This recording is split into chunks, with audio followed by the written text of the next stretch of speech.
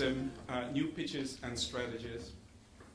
And I want to talk a little about my food encounters and memories in Jamaica and abroad. This is a dish I encountered we were in Belgium and went to a small village called Bruges, the medieval town. We were walking around and started to rain, and we wanted to find some shelter, and we also wanted to find some food. Ducked inside this restaurant, and we asked. It wasn't lunchtime, so we asked if we could get some food, and the owner said, "Sure, we can provide you some. We can serve you." Anyway, we looked on the menu. We wanted fish, something, some sort of seafood, and they came out with this dish. After we ordered, I didn't care too much about the size or know what we were getting on the side. So when I got this, I started eating. My fiance at the time, she looked at me and started eating, and looked at me again and started eating. And the yellow thing below the fish, we were kind of wondering what it was. It tasted like cornmeal, but weren't sure. And so we called, we asked the owner what it was. And she said, polenta. And so I've never tried polenta. I didn't know about polenta. I didn't know the term polenta. But then she explained that it was cornmeal. And as a flood of memories came back, because I don't know if many of you with Jamaicans remember in the 70s when a certain prime minister said, turn your hand, make fashion. And it was turned cornmeal that was one of the key foods that we had to experiment with because flour was short then. And he got a lot of criticism about it.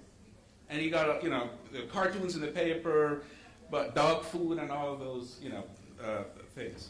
But anyway, so when we talked to the lady, we told the lady, the owner, that normally we would eat cornmeal with fish and so forth. And she shared her story. She was from Italy, and she said that she grew up very poor, and that cornmeal was a staple for her.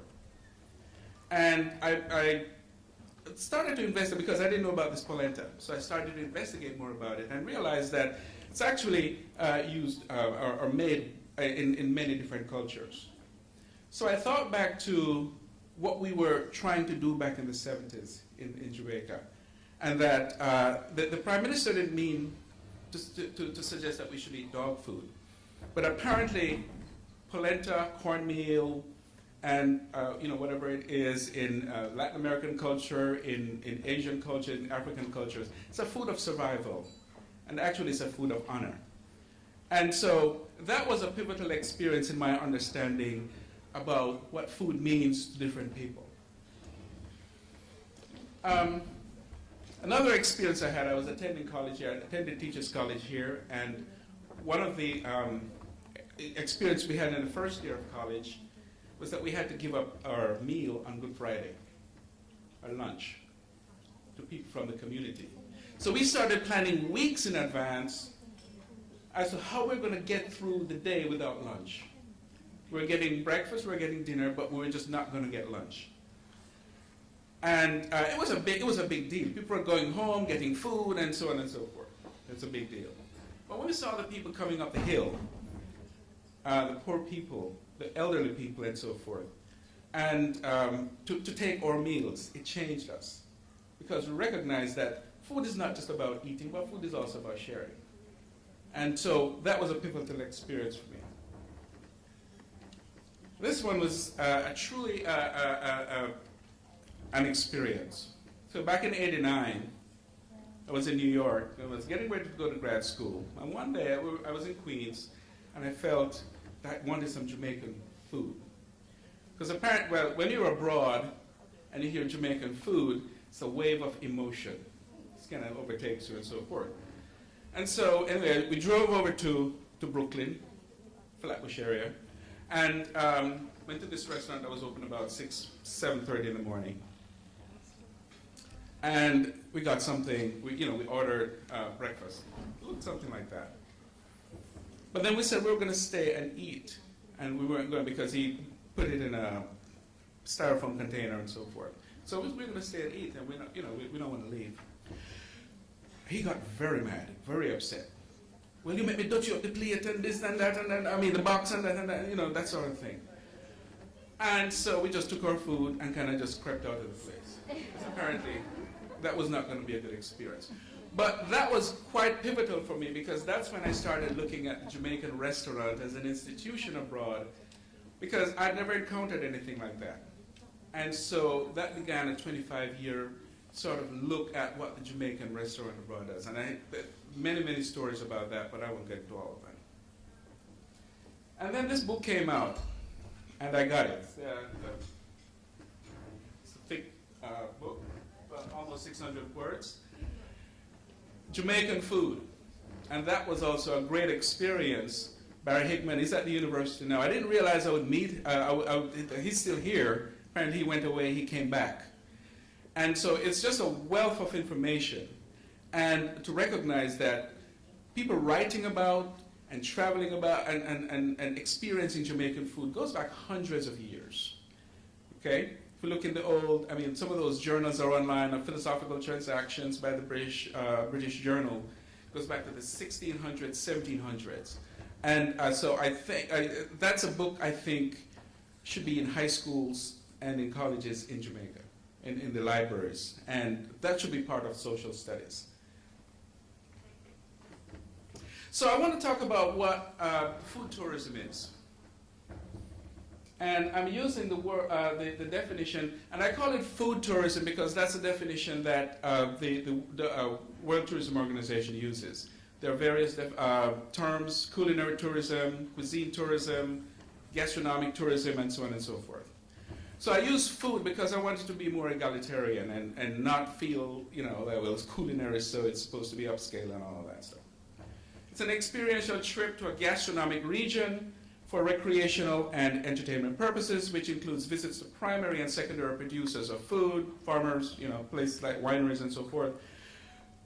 Gastronomic festivals, food fairs, events, farmers markets, cooking shows and schools, restaurants, resorts, wineries, or any tourism activity related to food. So that seems to be quite of a broad definition. The International Culinary Tourism Association, which is a US-based organization, defines culinary tourism as the pursuit of unique and memorable eating and drinking experiences. And I highlight the words unique and memorable.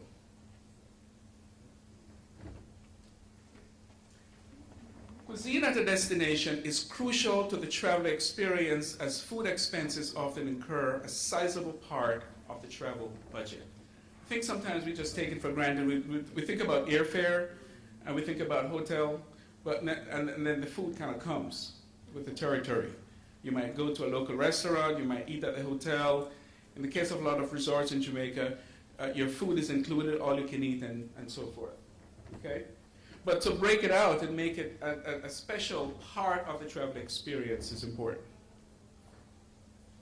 So when I studied at the University of West, I was in the Bahamas, and the lady on the right was the director for the People to People program, Sylvia Cole. I think she passed, and she started that program in the Bahamas, I think back in the 70s. And then the lady on the left, I happened to meet her. She might have passed too because she was quite elderly. But basically what they would do is invite people into the homes, and they'd have, typically it's a meal. Okay, and so I got to experience different types of foods. I didn't know about conch, and when I saw them pulling the thing out of the conch shell, it was quite an experience. And some of us said we would never eat that. And by the time we left the Bahamas, it was our favorite. Conch fritters, conch salad, whatever is conch, we would have it. And then, of course, the pioneers in Jamaican, I would call countryside tourism, community tourism, Desmond Henry from St. Elizabeth, and Diana McIntyre, who is from Mandeville. Okay, I've talked to Diana several times, and I'm just amazed at the energy she puts into what she does.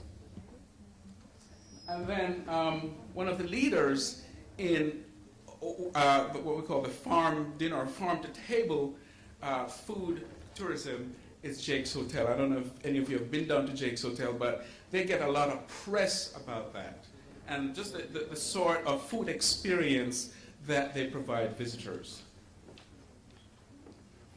So, but I want to talk about what food really means. Because obviously we live in an age now where food is not just food, right? Food means many things. So we have artisanal food. Right? It's art and craft of food. And that's a niche in itself. Making bread, making, whatever it is, that the hand must be involved, and it's not just mass-produced. Big food, mass-produced food. And obviously, it's big, and there's a place for that because most people consume big food. Bizarre food. I'm sure you've seen the show on television where this guy goes around the world and eats things that most of us would not want to eat. Okay? Has anyone ever had snake? Snake. Lizard. I saw a lizard last night. Anybody have lizard? Scorpion. It's after lunch, so you can take it. Okay? Who has had a bizarre food? Anybody? Bizarre food. What have you had? Deer is not bizarre. Huh? Huh? Blood pudding? That's British, it's not bizarre. Or anybody else? Alligator? What do you have? Caterpillar? South African? Caterpillars? Okay, that's bizarre. Mani what? What's Mani 2? Possum? Possum and caterpillar. Green monkey. Okay. Well, I have only 2 books, so the possum and the caterpillar will get the copies of the book. There is comfort food. Comfort food is what we all know. Food that we grow up with, and food that stays with us pretty much for the rest of our lives. And interestingly enough, food is the material thing, the human thing, well, the material, the thing that we make, that stays with us longest in our lives. Okay? So comfort food is part of that experience. There's ethical food. What do you think ethical food is? Comes from Antigua? Ethical food is food that's produced in an ethical manner. Now, there's ethical meat, for example. You raise the cow in a certain way. As far as the cow is concerned, you're still going to kill me, but it's raised in an ethical way. And it just goes, it's environmentally ethical, how it's raised, cage-free, and all of those things. That's a big market too. Fancy food is fancy food. Specialty, it's a specialty, yes. They designs and so forth. Fast food, we all know what fast food is. Then we have local food. It's another big trend where you produce food within a certain square mile, and I think Jake's is into that category, where they source their food from local farmers and fishermen and so forth. Organic food, you know what that is, grow without pesticides and so forth. Raw food, there's a raw food movement where you don't cook. It's just cold, raw, or heated by the sun or whatever it is. Seasonal food, so you don't eat out of season. Slow food, you take a long time to cook the food, and that's something that came out of Italy, and it's a worldwide movement now. And sustainable food falls in some of the other categories, but really that's food that does not have too much impact on the environment and so forth. And then whole food, meaning it's not processed. Okay? These are just terms, but they're big terms in the food business, in the food industry. And in fact, they're niches in the food market. And then the big one is food media. Okay, that's a big elephant. Food now has to be pretty, beautiful. Food has to look good. Okay? And that's a big part of it. Most of you know what a wedding cake, how you make a wedding cake. You put a lot of emphasis in the Caribbean on taste, right? It has to have the wines and so on and so forth. Okay? Well, in North America, the emphasis is on how the cake looks. And you watch those shows where they're building the towers and all of those things. What's inside? What's inside? Huh? Sponge cake, light cake, whatever it is. Okay, so that would not pass muster with a Caribbean audience, but it serves a different purpose. Okay, and it's not that one is bad or good, it's just a different way of looking at a wedding cake. Okay, food media is important, food blogs, all of those things are important. So I want to talk a little about the geography of tourism, because this is where we're getting now. We're talking about the, want to focus on the Caribbean. So we have what we call city and regional hubs in terms of food geography. So you're in New York, you're Tokyo, and Paris and Singapore and so forth vie for the title of culinary capital of the world. People go to these destinations to experience food. They have a lot of restaurants, and people just go to them for the dining experience. Okay, I don't know that we have too many of those destinations in the Caribbean. Then we have regional hubs. So the Mediterranean diet and the Mediterranean food is one. If you're in California, then food and wine and paired up and so forth in Napa Valley. But the ones I want to talk about, the Nordic Food Manifesto, Scandinavian food, and how that has become, Scandinavia has become a destination for food. The top restaurant in the world is in Scandinavia. It's in Copenhagen, Noma. Okay? Now, when I was in primary school and I was studying about Scandinavia, we heard about reindeer and reindeer milk and reindeer blood and so forth. Scandinavia was not known as a culinary destination. But what they've done, they've transformed themselves and they've marketed themselves as a culinary destination. I also want to talk about the Thai kitchen to the world, because the Thai have also embarked on and they have in the last couple of decades on cuisine tourism. And then close to us we have the Peru native and immigrant culture. Peru has been now considered a culinary destination, a culinary capital. And that's mainly because of what they do with indigenous as well as the immigrant and Japanese and Chinese and African and so forth. I won't go too much into Peru because I think we won't have enough time for that. But the Nordic Manifesto basically talks about purity, freshness, and simplicity, seasonal foods, raw materials, and in relation to the climate, the landscape, and the waters, a lot of water, seas. Focus on health and well-being. We talk about medical and health tourism in the Caribbean. To promote Nordic products and the variety of Nordic producers. So it's basically trying to connect with the local producers in that area. They're very big on welfare of animals, and so raising of the ethical aspect of food, traditional food products, to combine the best Nordic cooking procedures and culinary traditions, regional exchanges among the different countries in Scandinavia, and then a cooperation among representatives of consumers, cooking crafts, cooking artisans, agriculture, fishing industry, and so on and so forth, okay, to benefit all in that region. And so I think this is probably the most comprehensive look at food, and it's not just a tourist thing, it's a lifestyle for everyone, and then tourists go there to participate in that. I want to talk about the Thai kitchen to the world.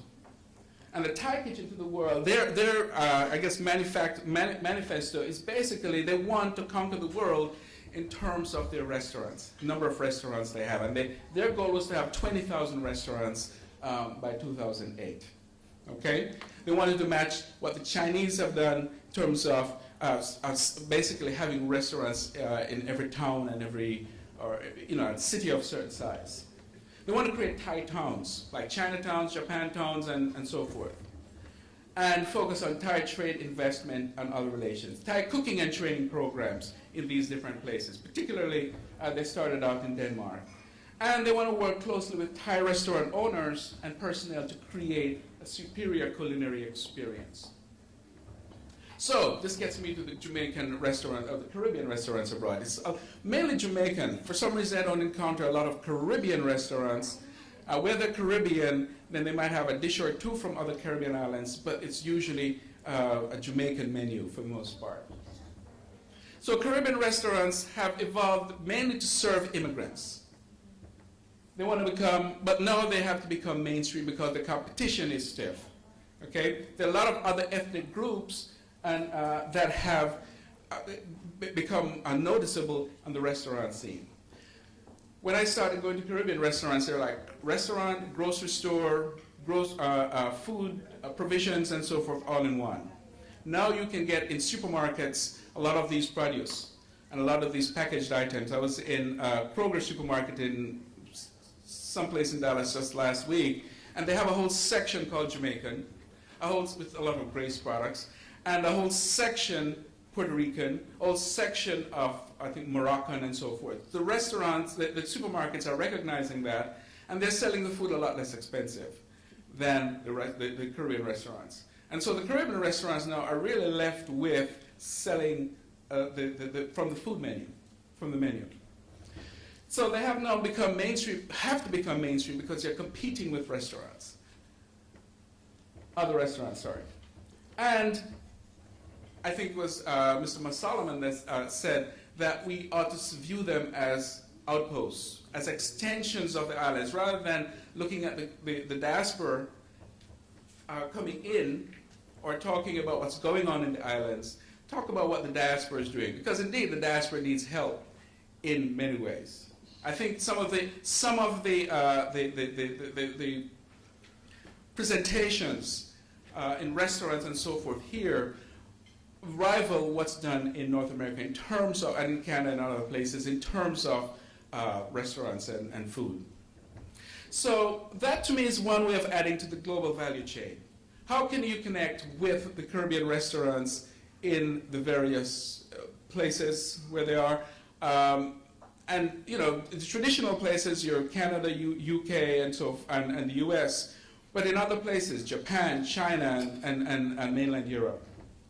They need strategic assistance. I'm going to call on the food companies, the Vinci Fresh, you're going to present, the Grace Kennedy. I mean, Grace Kennedy has been stalwart in this way. And I attend events in the US, and I see a Grace Kennedy booth. I see a Grace Kennedy representative and so forth. So they've been very aggressive that way. But I don't know that they actually reach to the restaurants in the small towns. We don't have tourist boards in many of the towns. We have Caribbean restaurants. And so that would be a good connection.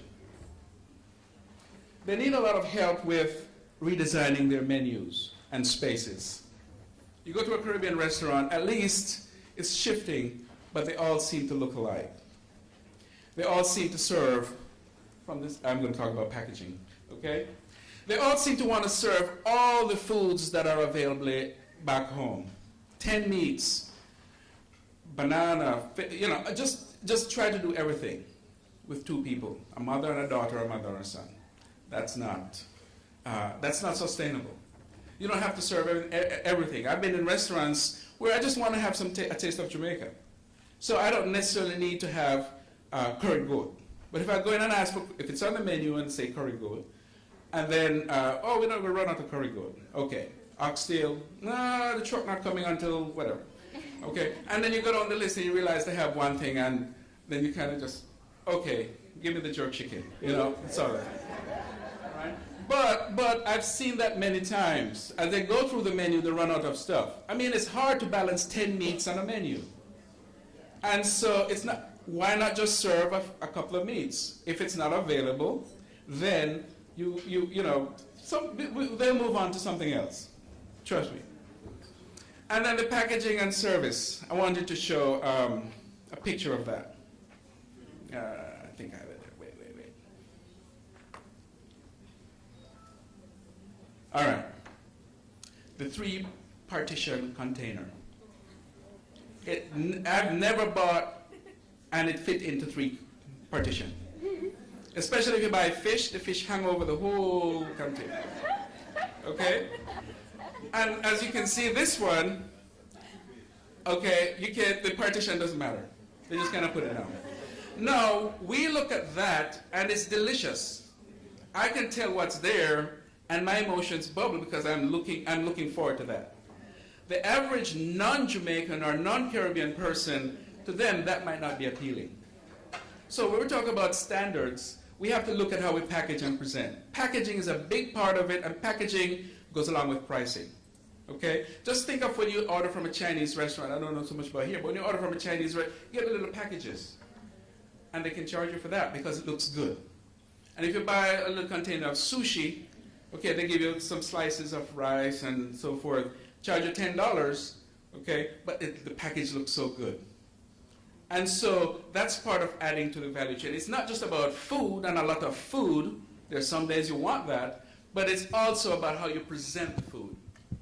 Okay, let me go back very quickly.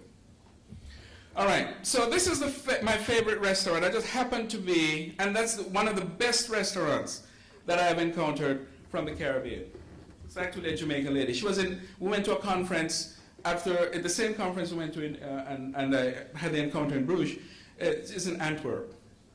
And it was an experience. It was, she made the whole dining experience memorable. I still remember it. She is still in business today. Okay? I can say that for a lot of Jamaican restaurants that I've visited over the years. The closure rate apparently is quite high. So they could be listed in the local directory, listed in some sort of directory, and you show up and they're closed. Okay? And I think that goes back to not having the strategic connection. You have to remember, a lot of these individuals are not trained in culinary. They go up to the US or to Canada, or the UK, or whatever it is, and they decide to open a restaurant because they can cook. And we all can cook. But then the strategic part and so forth doesn't really come together. And so that's where they need help. Okay? What color is patty?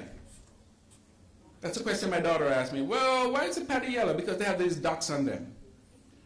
So why can't they make them different colors? And she did that with her mom, did that experiment. So you can see, you can't see it very well, but this one on the right, bean and rice. So it's kind of darker patty. The one behind it is veggie patties and it's green. So you can't see it very well.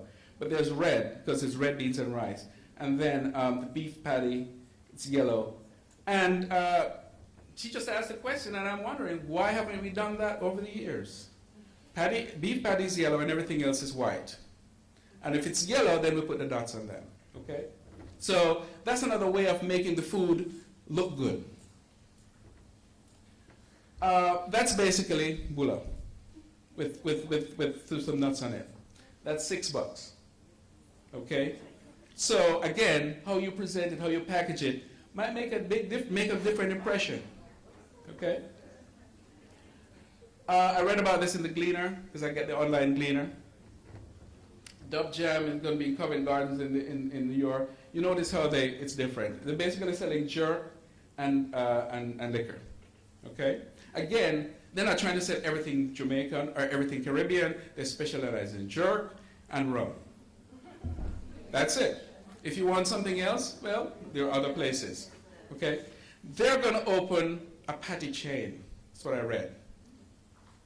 The person who is opening it is a designer, not a restaurateur. It's a designer. His patties are probably going to look different. Okay? His patties are going to be innovated in some way. And so the other thing is some of the best restaurants, best-run restaurants, unfortunately, are not owned by a Caribbean. They might have a Caribbean chef, but it's owned by people who are not from the Caribbean. And so, if you notice, obviously the design is quite different. Okay, and it's again, it doesn't look like the traditional Korean restaurant. Okay, I talked about that. Okay, so this is the packaging. This is the type of packaging that might be more attractive, more appealing, and sell more. Actually, this one has a lot more food in it. It takes a lot more energy. It takes a lot more time.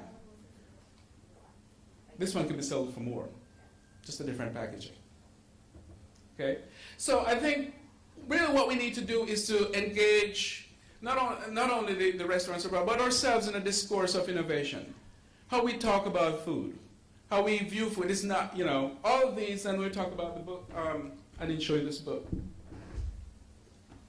But this is the Food Lover's Companion. 6,000 ways to talk about and describe food. Just imagine.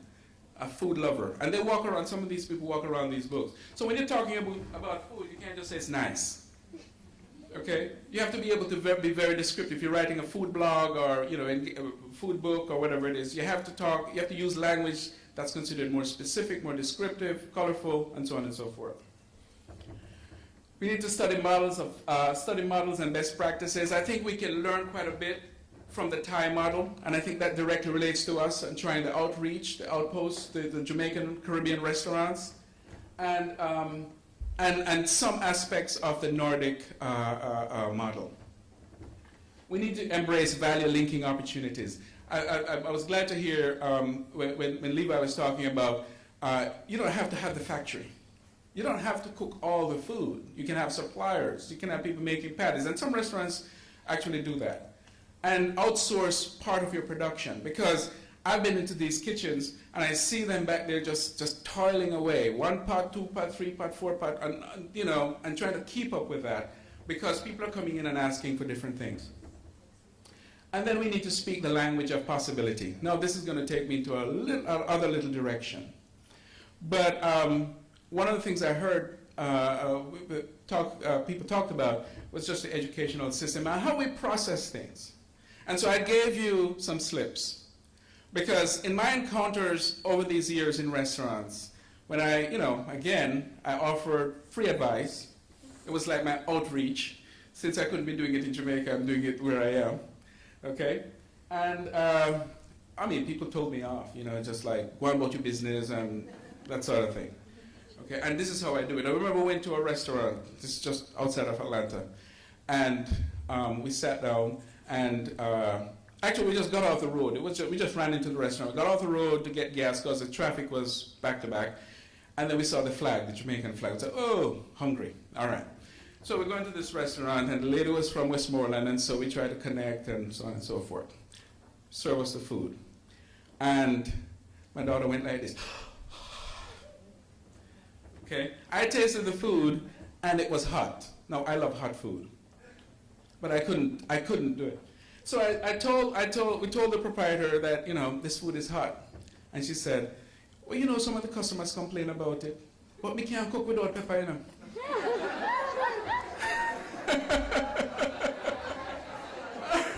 That's exactly it. We can't cook without pepper. So I didn't bother getting no conversation, because I realized that would have been challenging, and I wanted to get back on the road. But that's some of the mentality. People tell you that this is how I do it, and if they don't like it, they say that. If you don't like it, move on.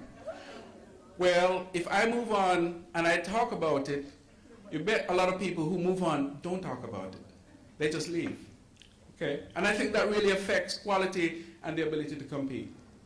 Okay? But we put a lot more work, I think, into the process. Because it's not that these people don't want to, they cook good. They cook good food. And they prepare with care and all of that stuff. But it's the marketing and the, connecting with the market that they're in. And most of her clients, the same lady that I was talking about, just outside of Atlanta, she was in an area that's, as Levi said, the Shires. Okay? She was in the suburbs. So when we were there, about 3 people walked in, and they were all white Americans. Okay? And so she wasn't getting a lot of Caribbean crowd, black Caribbean or white, Caribbean crowd who would be used to that. So that should have rang a bell in her head, but she have to cook with pepper. All right, so I think there's, again, we have to shift, we have to change the language, how we talk about things, not only in food, but in terms of innovation. The way we respond to children. I'm very much interested in early childhood education, because I think that's where we need to start with getting people to think about things creatively and different, and not just pack them with a lot of stuff, information, and they grow all the way up, and they can't really figure out how to use that. I have a lot of knowledge. I know about Caribbean, Jamaican and Caribbean history, geography, all of these things, but it doesn't necessarily translate into action and entrepreneurship and innovation and so forth. And I think we need to start to change that language, or shift that language. Okay, so before I finish, real quick, I'm going to show you some phrases. You have some slips, and I want you to shout the alternative, because sometimes we talk to children like that, And we talk to each other like that, and we talk to people who want to make a difference and make a change and so forth. And we talk to them in a way that's discouraging. I mean, I've certainly experienced that and seen that. So here's the first one. If you have the alternative to this, you can talk it out. Not Nagoso. What's the alternative to that? The positive, the affirmative response to that. It could be. You have that slip? No, you have to have the slip. You have to have the slip. Somebody, that's why I give you the slip. That might work. That makes a big difference. You have to language yourself into positive thinking. Because you tell them that not go so, that's a big turn off. Oh no, actually it's tell me, show me more. Okay? Okay? You're opening yourself for possibilities. Opening yourself for possibilities. Not shutting down. You can't do that. That's a big one. Try it now. Again, different language. That don't make no sense. The what? That might work. You know what you gotta do? Huh? You seem confident. Big difference. And this is the one, I think, where after they discourage and discourage, they're not going to give up. So they kiss their teeth. You know everything. What's the alternative? You have a good mind. So positive, so different. Thank you for listening.